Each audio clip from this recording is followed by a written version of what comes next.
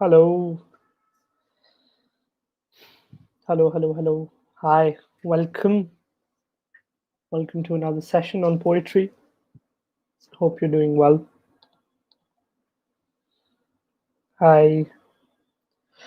Today we're going to be exploring the world of poetry. Uh, it's a class on a lot of basics, but I realized in the past few classes we focus a lot on a lot of technical aspects of poetry, like writing and imagery and all of that. But this time I thought we'll explore performance and the various things that go into performance. So I have lined up some really fun exercises that we will start with, and from there we're going to be understanding a couple of basic performance things. So hello, welcome to the class. I hope you guys are doing well. Thank you so much for joining me on a Tuesday afternoon. As you know, it's a free class.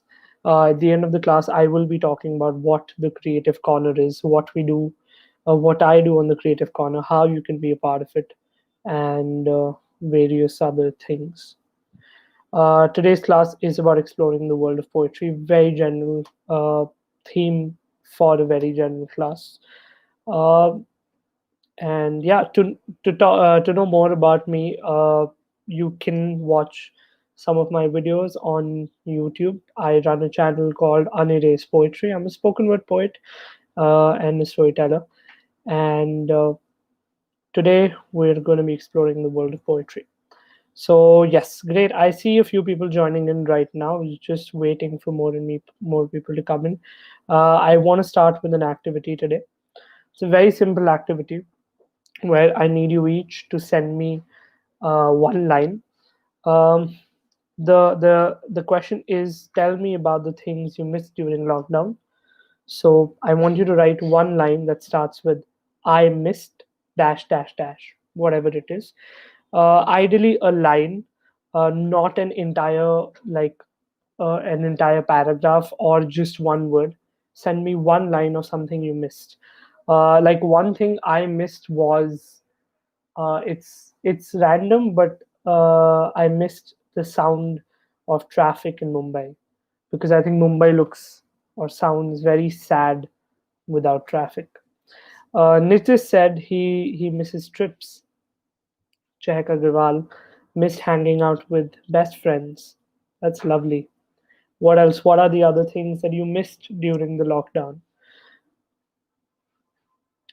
Someone said they miss school. Wow, that's very interesting.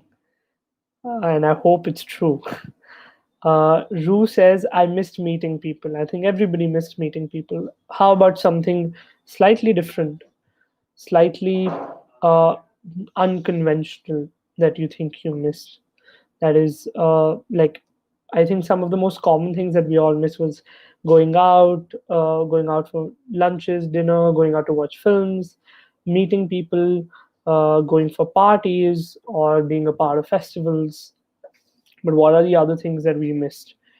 I think one more thing that I missed is you know taking walks. I missed taking walks in the middle of the night because I think that's a very beautiful thing I like doing sometimes.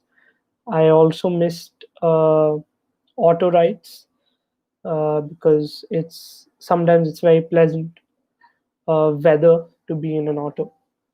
Mohit says he missed festival celebrations. Lovely. So there are a lot of things we all missed during the lockdown, and I want you to keep this with you. Uh, what we had done once was we all took up lines of one thing that we all missed and we made it into one poem. So if there's anybody in the message section who is slightly since like into collating things, what you can do is just make a list, just copy all the things people missed, and put it down as one message, and that is basically just our first poem for today.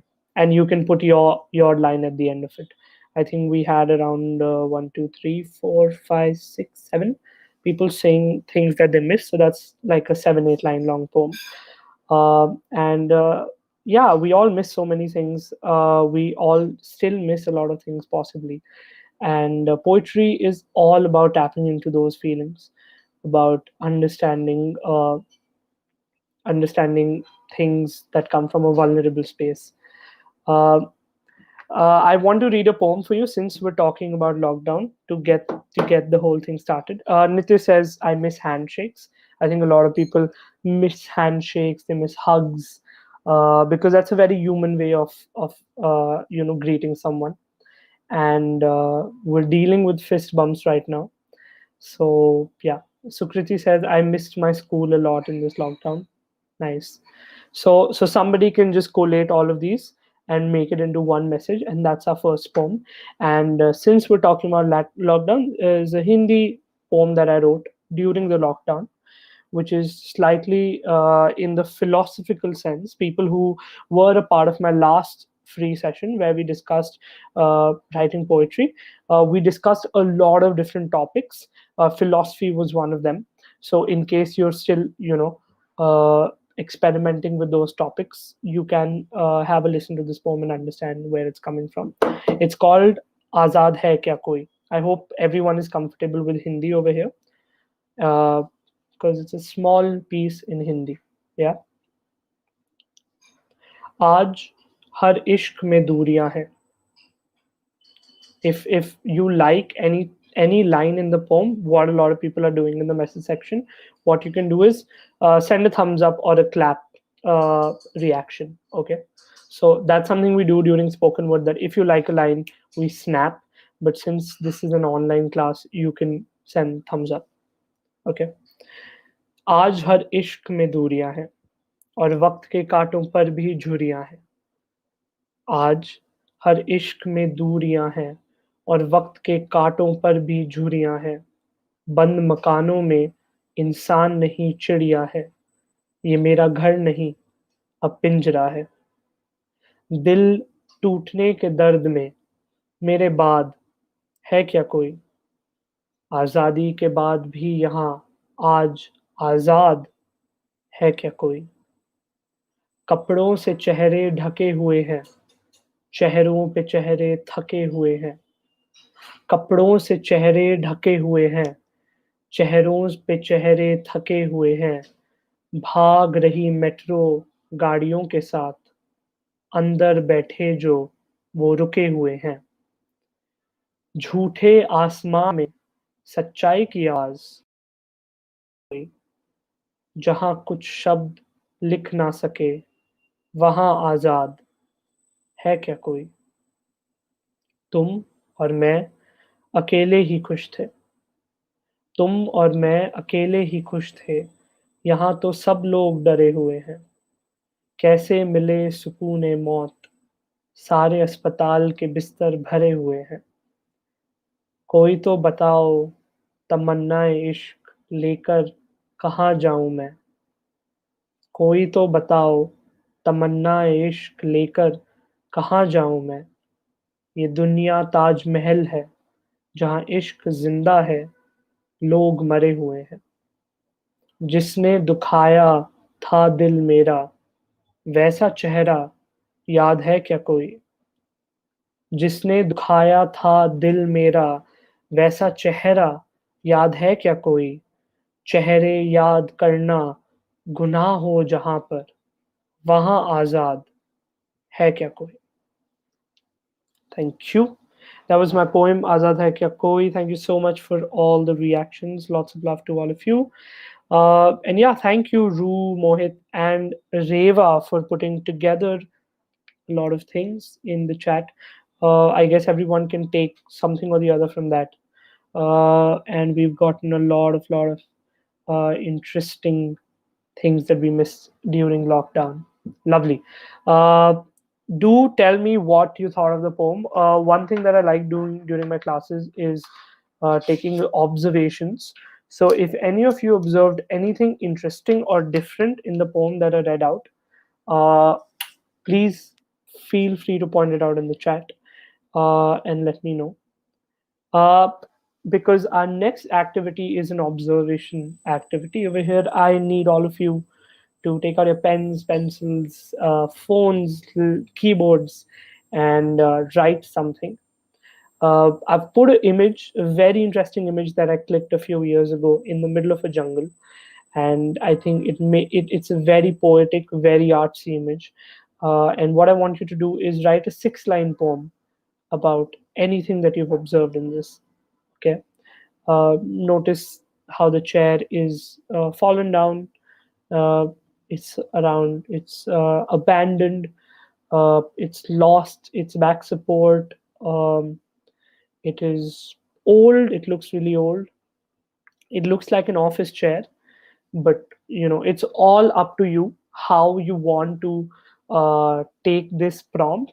But what I need you to do is take this as an observation exercise and write a six-line poem. Now, I know writing a six-line poem can sound a bit random or weird, but we do write a lot of short format poetry, which are page poems. A lot of these are not performed, a lot of these are not made into videos. They are just written. Some of them are published in books. And This is what that exercise is. And while you think about the things you have observed, I will read you a short poem, which is which I think is around 6 or 7 line long. It's actually exactly 6 lines, and it'll give you an idea on how you can write a short poem. Okay, uh, this poem is a poem by a poet called Akhil Katyal. He writes in the Urdu class. Okay, in the Urdu class, I confuse my b with p. In the Urdu class, I confuse my b with p. He asks me to write water. I write you. Who knew they'd make them so close? Ab and Aap, both difficult to hold on to. That's all. That's a very short poem by Akhil Katyal from his book How Many Countries Is the Indus Cross. If you're interested in a short reading short poetry, page poetry, Akhil Katyal is a good poet to start reading. But yes, this is the image in front of you, and you have, I think we can take 5 minutes for this exercise, for this activity, uh, to write about it. Again, like a lot of observations you can make about the setup. Yes, take 5 minutes, take your time. That's why I'm giving you time. You need to write a very short poem. It does not need to be 100% complete. It does not need to have a starting, middle, end. Uh, Try to incorporate as many poetic techniques as you can. We've discussed a lot of figures of speech in poetry and other tools in poetry in the past few classes, which will give you a good idea, a good direction as to what are the things you can put over here. But end of the day, when you're writing an observational poem, which is based on an observation, we tend to use a lot of things that are related to our senses, like how it looks, uh, which can be the colors, which can be the positioning, which can be the image overall, how it could feel, because touch is an important sense of ours. So how would the touch of that chair be, or how would the touch of that ground be, or how would the touch of that entire setup be if you were there? You can imagine. You can imagine the smell. Smell is a very strong sense. How would that entire scene be smelling? Um, we can't really use the sense of taste over here. We can use a sense of hearing, which can give you an idea of what could be the possible sounds being made in this setup. And yeah, finally you can use another sense, which is an organic sense on what do you think would be the feelings related to this. And I think that's the most interesting thing that you can do in this activity, is tap into the feelings of an non-living thing. Because usually when we talk about feelings, we write about our feelings or someone else's feelings. But when we give feelings to a non-living thing, that's where uh, we're using personification, which is again something we discussed, which is giving human-like qualities and abilities to a non-living object. And that can be a very interesting thing, to write a poem from the perspective of a chair, or write a poem keeping in mind the feelings of a chair. I think we have taken 3-4 minutes. I'm going to give a couple more minutes. uh, I'm unable to write the poem here. Okay. I think if you just copy and paste it on the comment, you will be able to. Uh, if I think if it's too long, it may not fit the comments. You could try sending it as a question. But I think a 6-line poem shouldn't be uh, an issue to write. I forgot to pin this, but I'm going to do this right now. I'm going to be giving you guys homework at the end of the class, and I'm just going to pin the comment which has the link to submission. Uh, yeah. So stay till the end of the class so that you can know what the homework is and send it. There's some great incentives in terms of sending homework. Your homework assignment is a very simple homework assignment. So I think, yeah, just the link has been given. I'll be sharing the assignment with you soon. I've gotten the first poem, which I'm going to read. It's by Rue. I am a broken chair. I have fallen into this patriarchal ground. Nobody could take me up. Nobody could hold me up. But I feel the air of freedom in me, asking me to get up and repair myself. That is lovely. That is generally really lovely. I feel the entire angle of putting in patriarchy, that if you're a broken chair, you fall into patriarchy, and how nobody's able to pick you up, but you can feel freedom, and you will get up and repair yourself. I think it's a very empowering idea to have. That's a lovely idea, and you have personified the chair. You have actually used the chair as a metaphor. You have used yourself as a metaphor for the chair, which is lovely. I'm also going to read Mohit's piece now, which is मेरी प्यारी कुर्सी. आज भी याद है मुझे जब पापा लेकर आए थे, उसे बैठकर उस पे उसे बैठकर उस पे रूम में घूमा करता था. मैं धरती की तरह गोल घूमता था. मैं भी कभी उस पर बैठकर, कभी उससे धक्के देखकर बहुत खेला हूँ. आज पड़ी है यहाँ, ना खुद चल पा रही, ना मैं इसे चला पा रहा. समय आ गया अलविदा कहने का, पर यादों में रहेगी हमेशा मेरी प्यारी कुर्सी. बहुत प्यारा. It's very sweet poem, Mohit. Thank you for sharing that.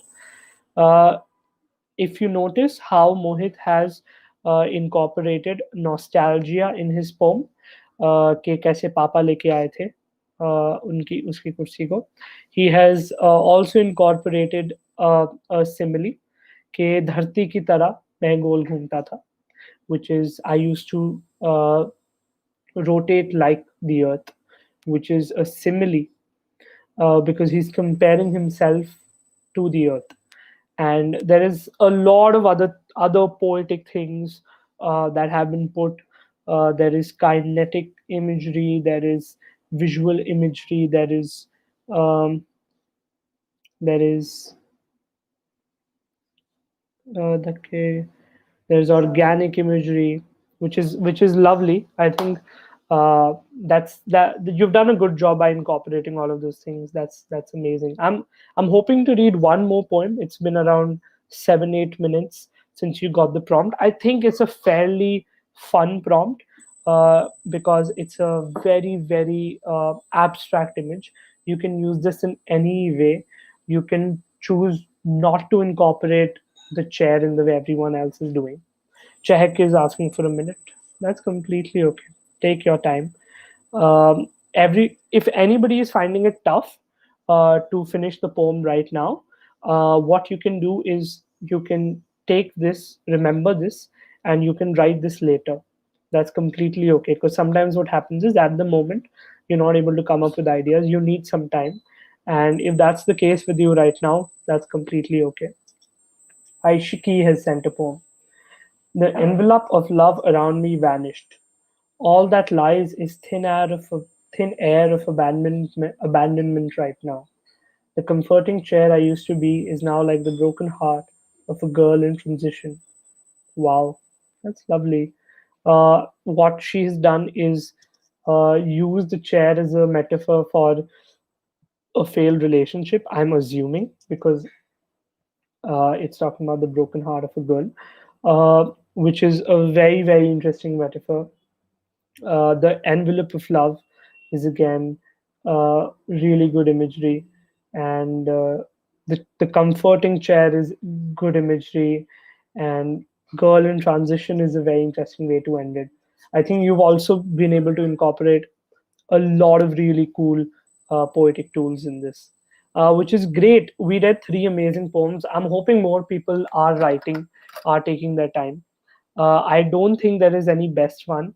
I feel all of them are great. The thing with poetry is each poem is so different. You can't really compare because of how different they are. So that's why it's very tough to rate poems or to.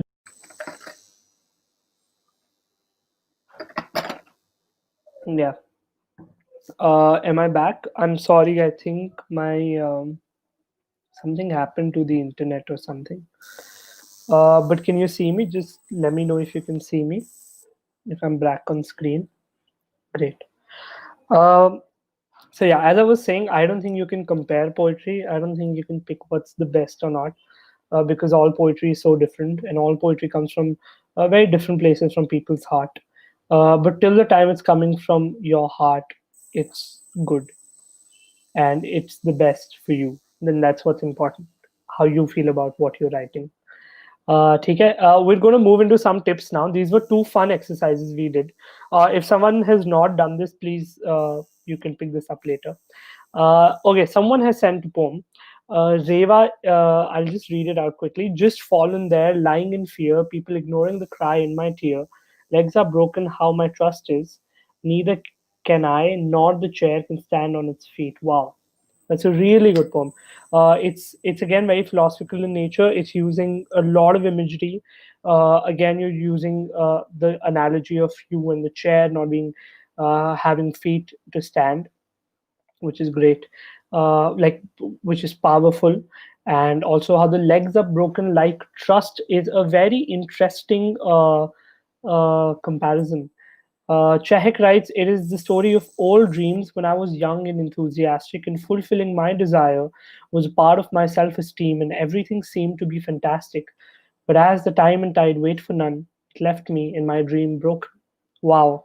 You've tried to involve rhyme, if you notice it, enthusiastic, fantastic, none, and broken, which is really good because rhyme gives rhythm.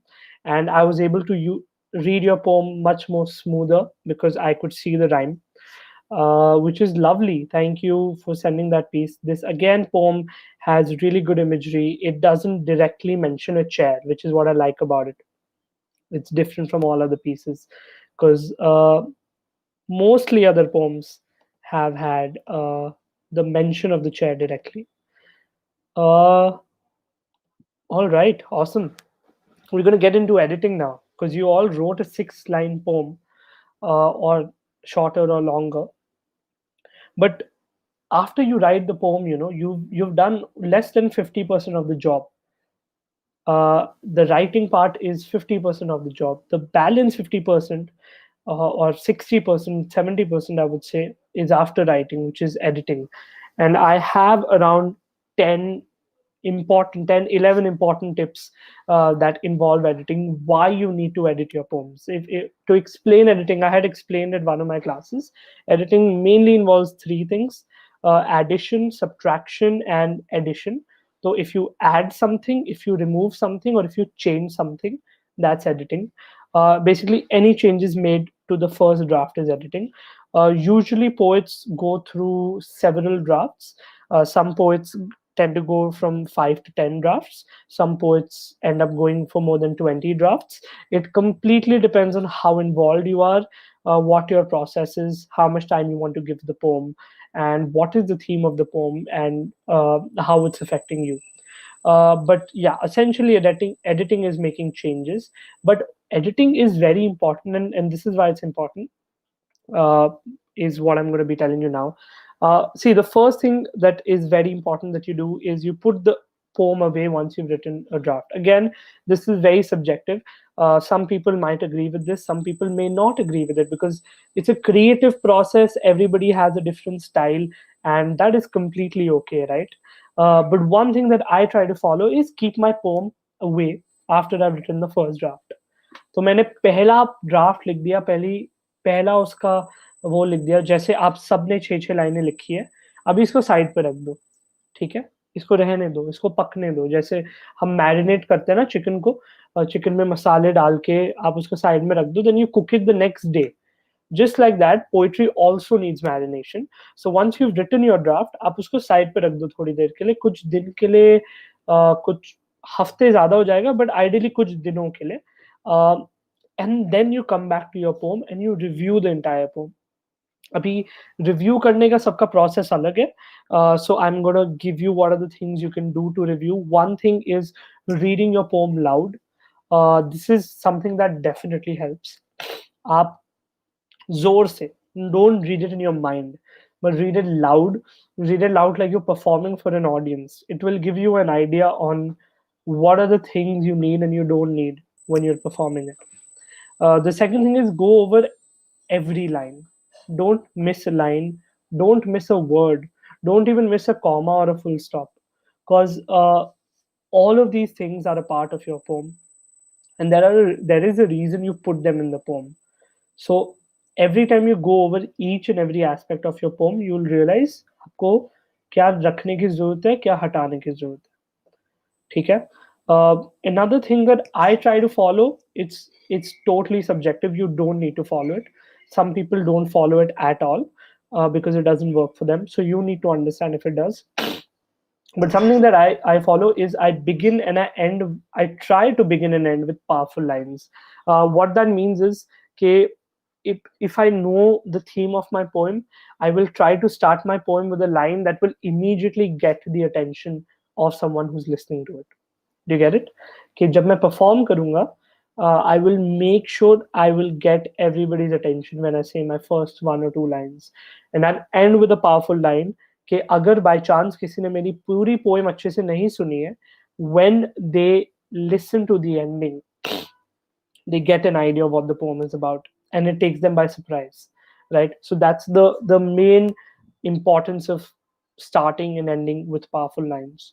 uh, Next is going over your language, which is basically a grammar check. Because कई बार क्या होता है, जब हम बहुत flow में आके लिखते हैं, we end up uh, making grammatical errors, and it's the most human thing to make grammatical errors. Nobody will be able to write perfect language in their first draft, uh, and that's okay. So just do a basic grammar check with the language, with the use of words and all of that. Then is incorporating poetic techniques and devices.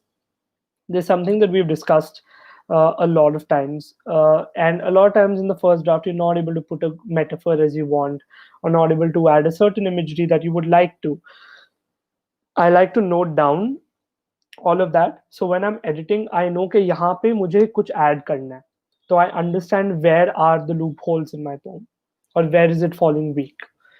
uh, and one more important thing is line breaks. Line breaks is something I don't want to completely get into, but if you read a poem on a page, you will know what a line break is.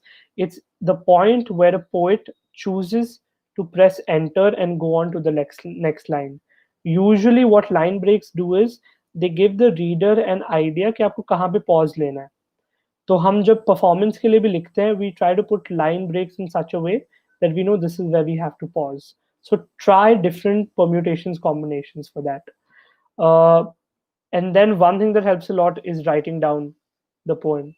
You might have typed your poem on a laptop or a phone, you might have written it in a diary, but if you want to memorize your poem really well, no, write it down multiple times on a piece of paper. Like I have noticed after the fifth time or sixth time that I write a poem, I am able to memorize it. Of course, this is something that I personally don't actively follow, because now I have learned a lot of other techniques to memorize poetry. But when I was starting out initially, writing down poetry helped me a lot, and I think it will help you as well. So you can try that out. Um, and then again is final proofread and feedback. अभी feedback ना बहुत tricky चीज है. You can take feedback from two kinds of people: poets and non-poets. When you send it to a poet, they will give you very technical feedback, like what are the technical problems with the poem, where is the poem falling short. When you give it to a non-poet, they'll give you very emotional feedback, where उनको कहाँ पे feel नहीं आई और उनको कहाँ लगता है feel और आ सकती है, like emotion कहाँ उनको ज़्यादा, it's touched them. And that's very important with poetry. Both of them are very important. So ideally, find your people, find the right people who give you the right kind of feedback. Remember one very important thing about feedback, I tell everybody when I give them feedback, is nobody's feedback is more important than your own. ठीक है. हो सकता है the greatest poet alive gives you certain feedback, but if you personally don't agree with it, you don't need to incorporate it. Of course, say if you're asking for feedback, you must be considerate and polite to what they have to say, but end of the day, it is your poem, it is not anybody else's poem. तो चाहे पूरी दुनिया को लगे कि एक particular line आपके poem में अच्छी नहीं लग रही है, if you are 100% sure that it's a good line, then keep it, because it is your poem, it is your line, it belongs to you, it will be published with your name, it will be uploaded with your name, not anybody else's. All right. So always remember that feedback is subjective, and you must 100% agree to it before making changes. And a final thing that you can try in editing is changing your point of view, which is perspective. Usually, like I'll give you an example, when you're writing a heartbreak poem, you will write a poem from your perspective कि आपका दिल कैसे टूटा था. Try thinking about the poem from the other person's perspective, could give you some insight, it may not be helpful, it totally depends on the subject of the poem. So this is actually not the best thing to do always. It only works when uh, it has some side of conflict.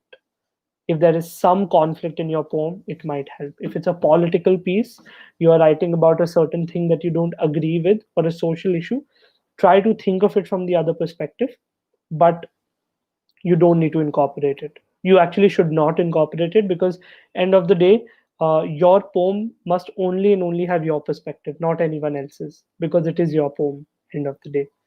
Okay, so this is editing. These are the 10, 11 tips that I try to follow and have helped me a lot. And as I mentioned, for me, writing is possibly 40-50% of the job. The balance 50-60% is editing. So it's very important when you're writing poetry. Okay, these are performance tips.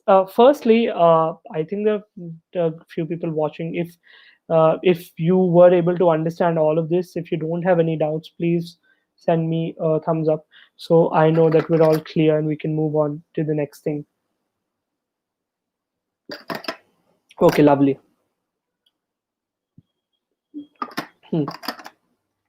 Great. So the next thing are some performance tips. This is going to help you with the homework, because the homework is going to involve you performing, and these are basically just me trying to break some myths about performance. The first myth is that you do not need to have a dramatic voice to be a successful performer. uh, you can have a very normal, very calm, very composed voice.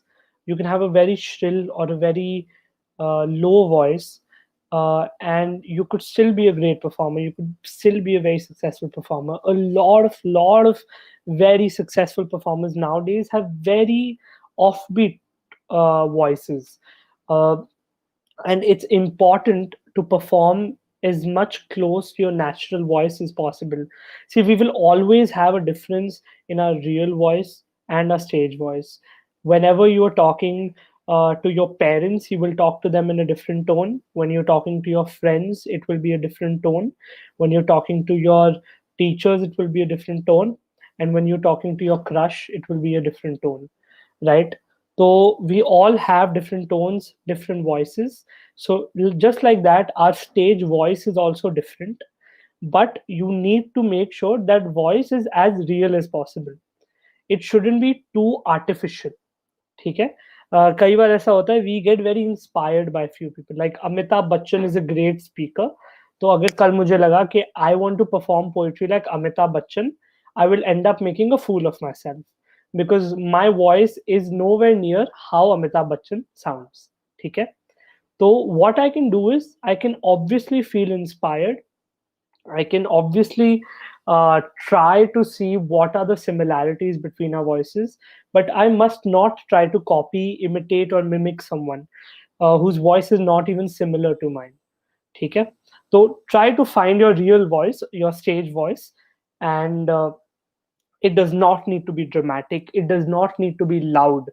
What happens is ना, जब when you start performing, and this happened with me a lot, कि मैं बहुत loud होता था. Like अभी मैं जब अपने पुराने वीडियोस देखता हूँ, आई क्रिंज अ लॉट, बिकॉज मुझे ऐसा लगता है यार, like I was loud without any reason. But and now I realize that I didn't have to be this loud.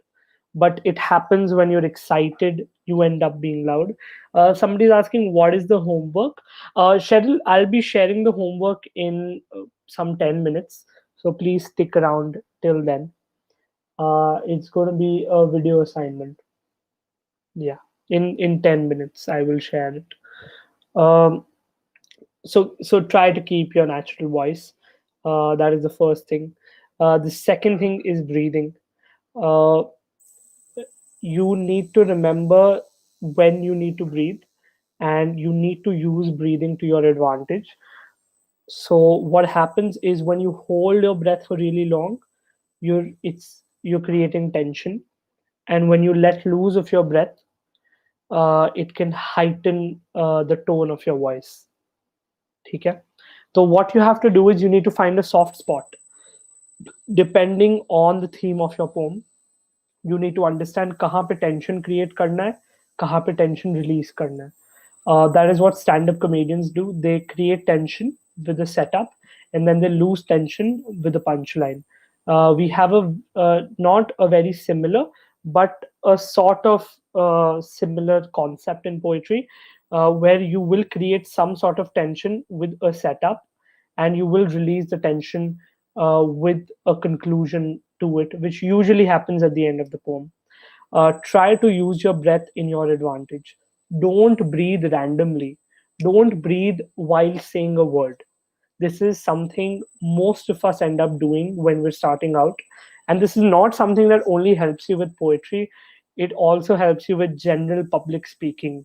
Okay, you need to know when you need to breathe. You need to know when you need to end your sentences. Okay? And as over here, the next point itself says using natural pauses in the poem to take a breath. Poems already have natural pauses. Poems में full stops होते हैं, commas होते हैं, line breaks होते हैं. Try using those as understanding where you need to breathe.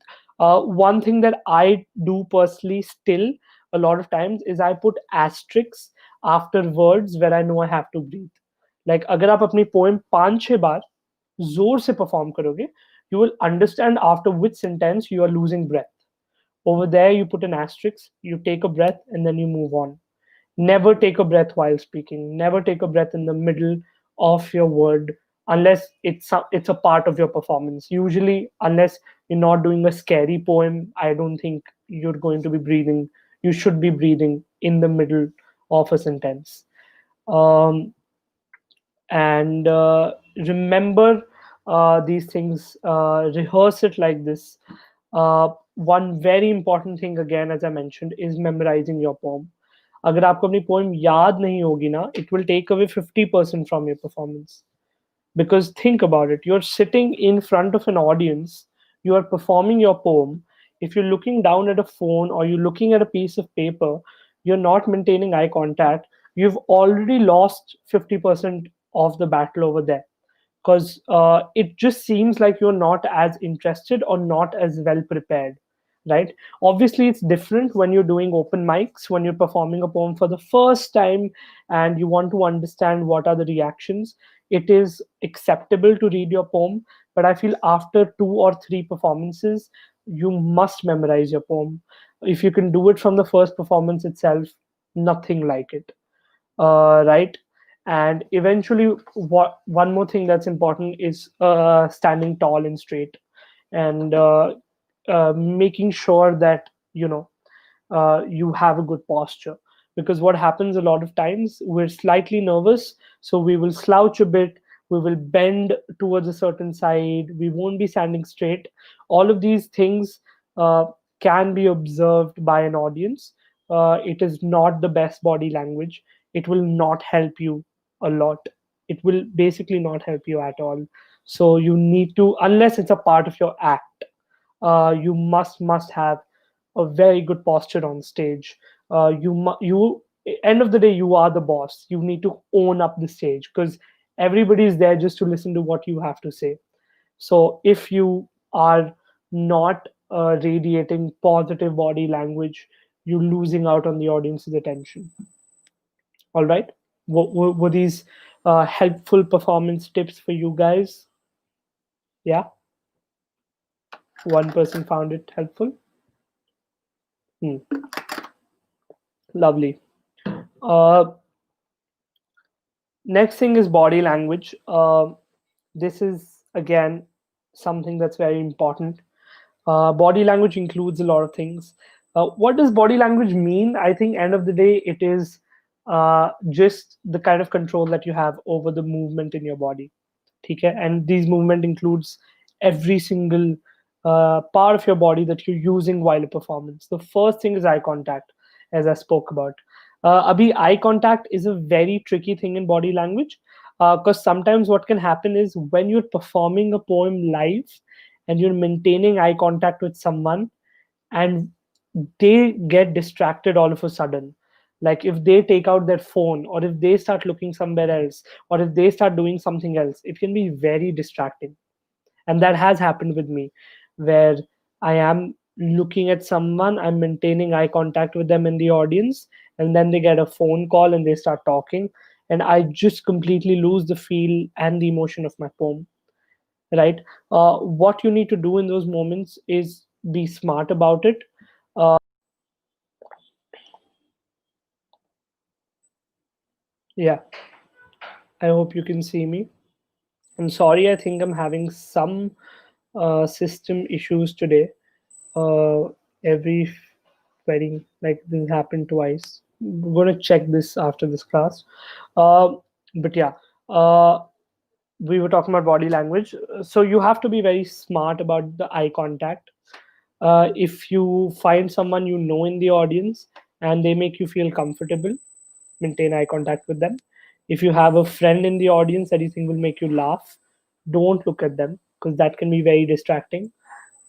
If you think someone is very interested and is going to maintain eye contact throughout your performance, look at them. Or one thing that I like to do is not exactly look at someone's eyes, but look around their eyes. So the audience feels I'm making eye contact with them, but I'm not actually making eye contact. What I do is I basically look between two people. So in a theater style setup, when people are sitting in rows and there are two people sitting, I look between them. So both people think that I'm maintaining eye contact with them when I'm actually not maintaining eye contact with anyone. uh, which is a very hacker thing of me to do as a performance. But end of the day, performance is full of hacks. If you don't have these small little tricks up your sleeve, you can be caught off guard when you're performing, and you don't want that. You want to be very comfortable when you're performing. One very real struggle of performance is stage fright. It's performance anxiety, and this happens with everybody. And I used to think that the more I will get on stage, I will get comfortable. But what I realized, the more I've gotten on stage, I've become more and more nervous. before going up. And that's because now there are more expectations with me. Now people are looking forward to something, or I have more expectations on myself, that I want to be better than how I was last time. So I keep pushing myself. So I'm more nervous doing something I've never done before. Because although I've been on stage before, but I've not done it the way I'm doing it right now.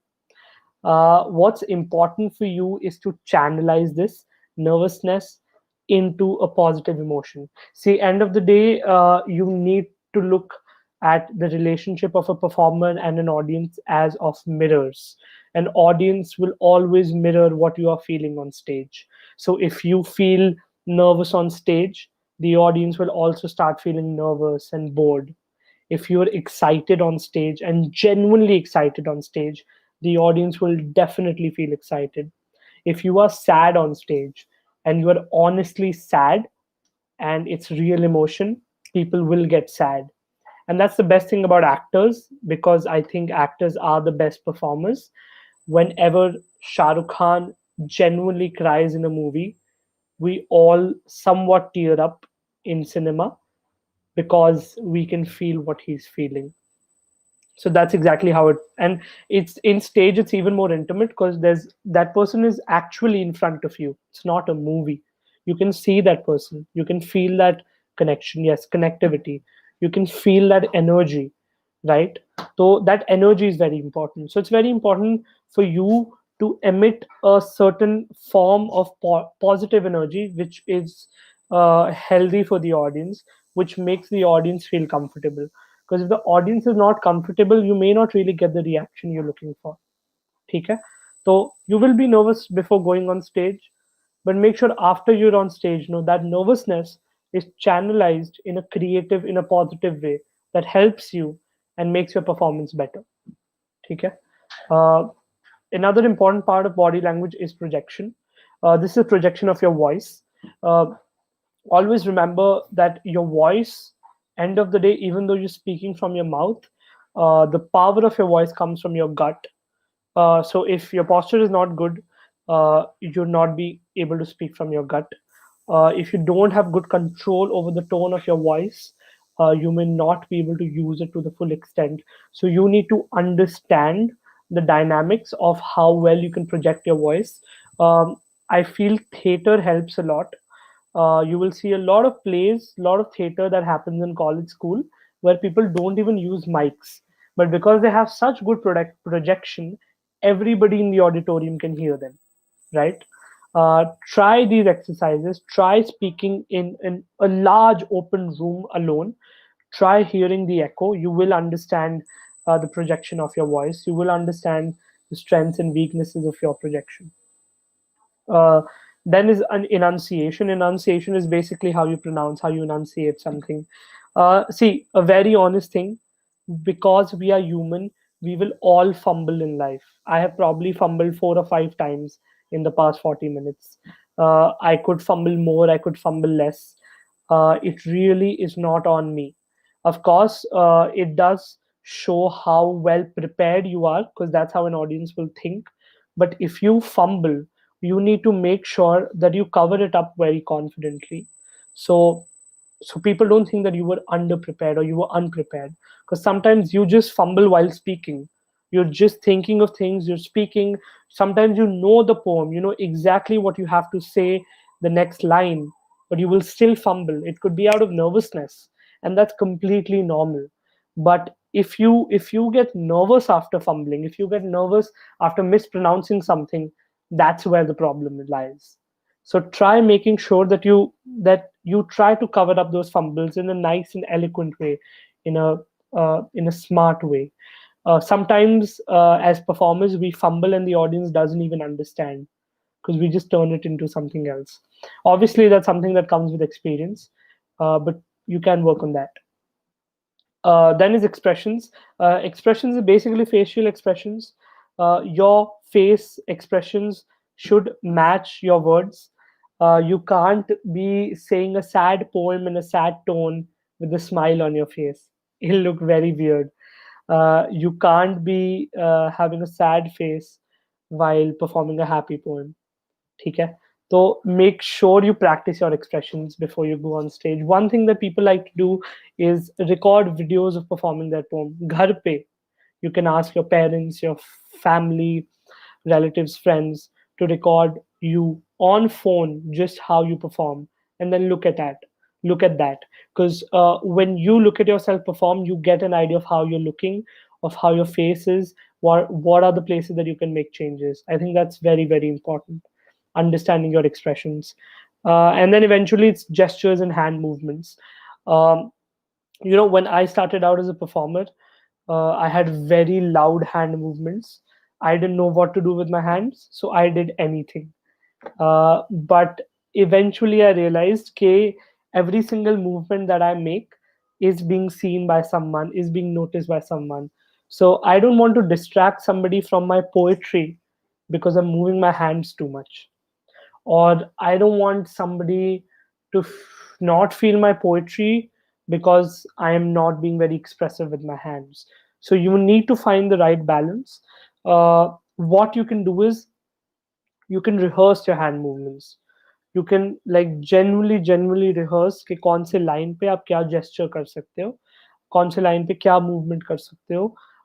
It will give you a fair practice and understanding of what to do when you're on stage, because you can get confused with hand movement sometimes. So only the more you practice it, the more you'll understand. But one very important thing about hand movements is make sure it's natural. Don't do a very artificial hand movement that doesn't come naturally to you, because people will see it, they will understand it, and it will not work, right? And you wouldn't want that.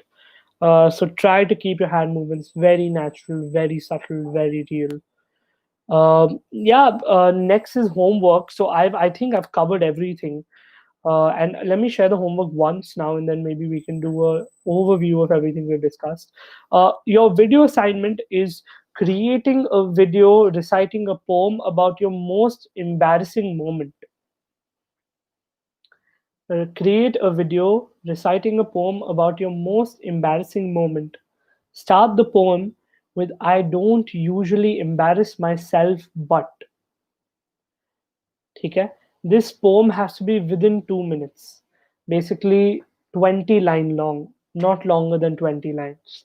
So you create the video, you recite your poem, you write this poem, and you should start with I don't usually embarrass myself, but, and then you write it.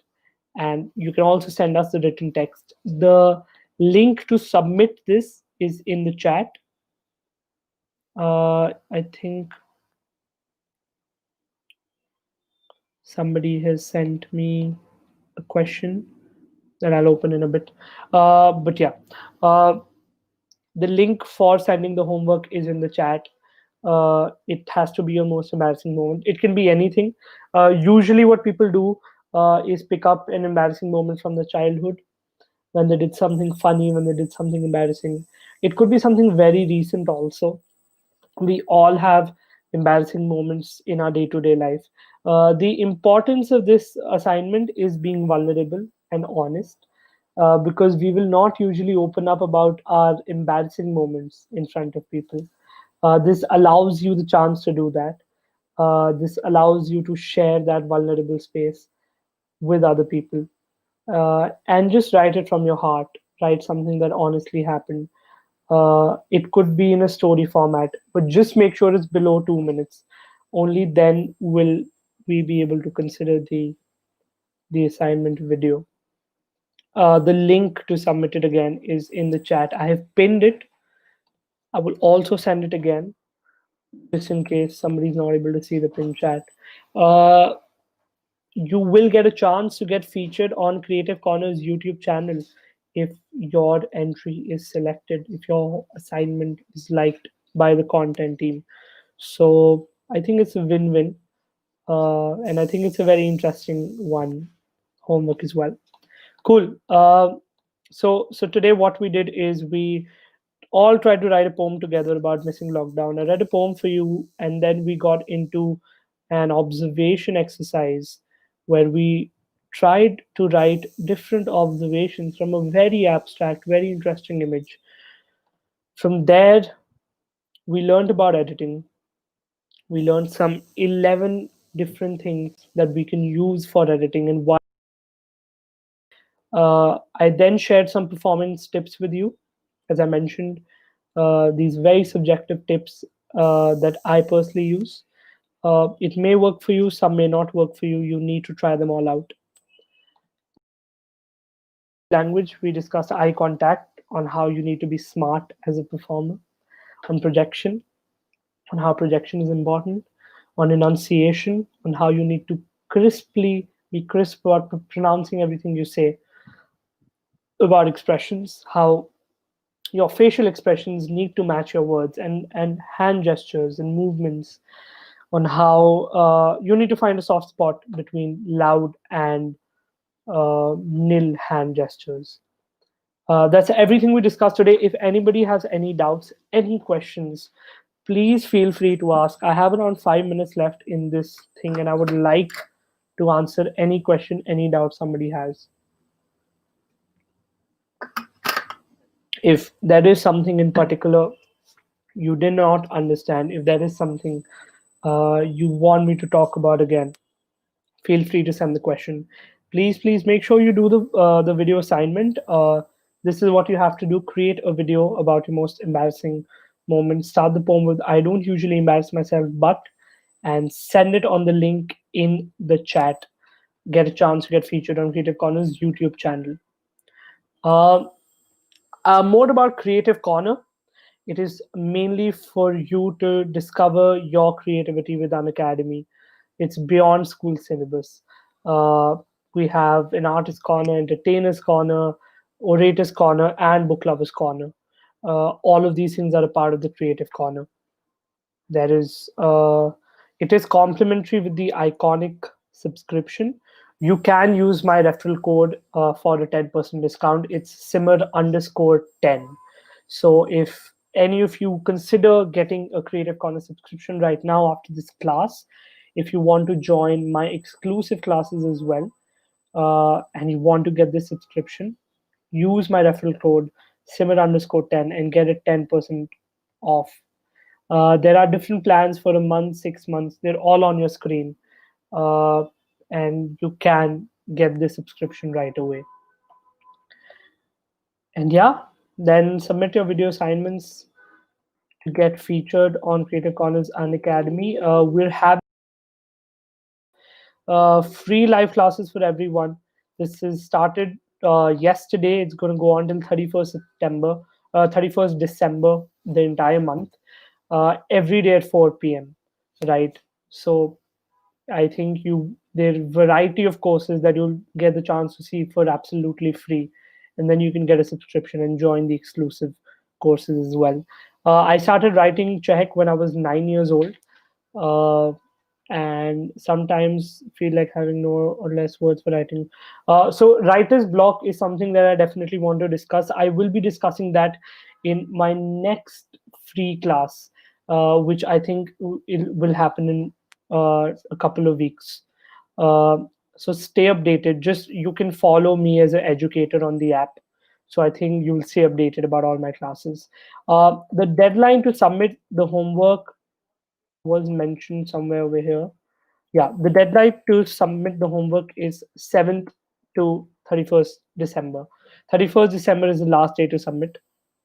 The form has been uh, given to you on the chat. So you have a lot of time. You have around 20 days to finish the homework. I would ideally like if you can just finish it in the next couple of days. So you can do a lot of other homework from other live classes as well. This is the first week schedule from 7th to 13th. And all of these sessions are absolutely free. So I hope you had a good class. I had a lovely lecture talking about exploring the world of poetry. I have another class tomorrow at 4 p.m. on the poetry pad. So if any of you enjoyed this class and you consider getting a Creative Corner subscription, make sure you join my class tomorrow at 4 p.m. If you already have a subscription, definitely join my class tomorrow at 4 p.m. And yeah, that's about it. Make sure you send in the homework. Hope you enjoyed the session today. We're going to be having a lot more such fun sessions, and do enjoy all other sessions happening throughout this week. That is all. Thank you so much for the class today. Thank you so much for joining in. Thank you for all your questions, all your appreciation and support, and have a good evening ahead. Bye. Take care.